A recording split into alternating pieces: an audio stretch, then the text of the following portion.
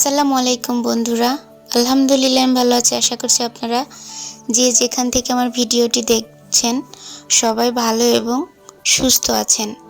তো আজকে আমি নতুন আরও একটি ভিডিও নিয়ে আমি আপনাদের সাথে চলে আসলাম। অনেক সুন্দর একটা ভিডিও শেয়ার করব। আশা করছি স্কিপ না করে ধৈর্য সহকারে আমার পুরো ভিডিও সাথে থাকবেন।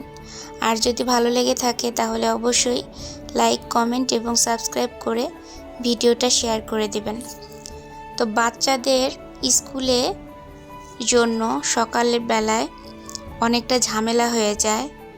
তো আমি চিন্তা করে দেখলাম যে এইভাবে যদি একটু কাজ এগিয়ে রাখা যায় বিকালবেলা আগের দিন রাতে, তো কাজটা কেমন হয়। তো ভেবে নিয়েছি, তো যেই কথা সেই কাজ, দ্রুত কাজে লেগে পড়লাম সন্ধ্যার দিকে।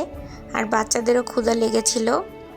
তো তখন কি করব চিন্তা ভাবনা করে দ্রুত চলে আসলাম। আর ছোট্ট ছোট্ট করে কিছুটা মাংস কেটে নিয়ে আর গাজর, আলু কেটে নিয়ে নুডলস রান্না করার জন্য যাবতীয় যা যা লাগে সব কিছু কেটে নিয়ে আমি রান্না করতে চলে এসেছি। তো আমি এখন মাংসটাকে হালকা সিদ্ধ করে নিয়েছি।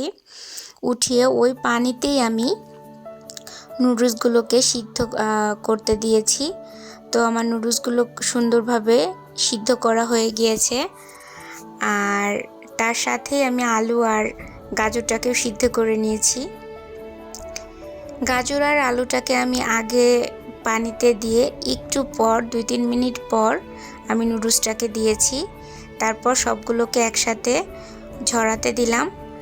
এখন আমি কড়াইটাকে আবার চুলায় দিয়ে পেঁয়াজ কুচি আর মরিচ কুচি দিয়ে সুন্দর করে ভেজে নিচ্ছি।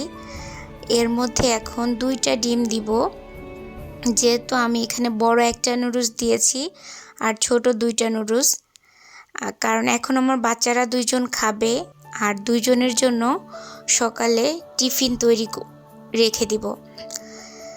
তারপরে আমি ডিমগুলোকে সুন্দরভাবে পেঁয়াজের সাথে মরিচের সাথে ভেজে নিচ্ছি। তার মধ্যে আমি 2 প্যাকেট মশলা দিয়ে দিলাম। এর মধ্যে আমি কোনো লবণ দেইনি। এখন কেটে রাখা টমেটোগুলোকে সুন্দর করে ডিমের সাথে ভেজে তারপরে মাংসর সাথে ভেজে নিয়ে আমি এখন আরেকটু মশলা দিয়ে দিয়েছি, ম্যাজিক মশলা না, নুডলসের মশলাগুলো। এখন আমি সামান্য পরিমাণে সয়া সস দিব, দিয়ে মশলাগুলোকে ভালোভাবে ভেজে নিলাম। তারপরে নুডলসগুলোকে ছড়িয়ে রেখেছিলাম।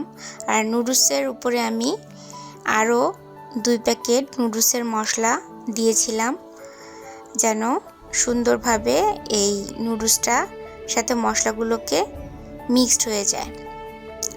তো তারপর এখন মশলার সাথে আমি সুন্দর করে নুডলসগুলোকে মিক্সড করে নিচ্ছি। দেন এখন আমি একটু সস দিব। সস দিয়ে একটু নেড়ে চেড়ে সসটাকে মিক্সড করে নিলাম। আর আমার নুডলস রান্নাটা কেমন হলো অবশ্যই কমেন্টে জানাবেন। আর এখন আমি এগুলোকে বাটিতে করে রেখে দিব।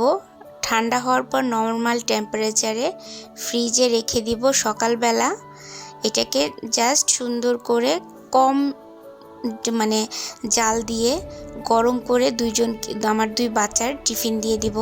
এভাবে যদি কাজটা এগিয়ে রাখা যায় তাহলে সকালে মায়েদের অনেক কষ্টটা কম হয় আর দ্রুত কাজটা শেষ হয়ে যায়। এখন বাচ্চাদেরকেও আমি খেতে দিব। আল্লাহ হাফেজ।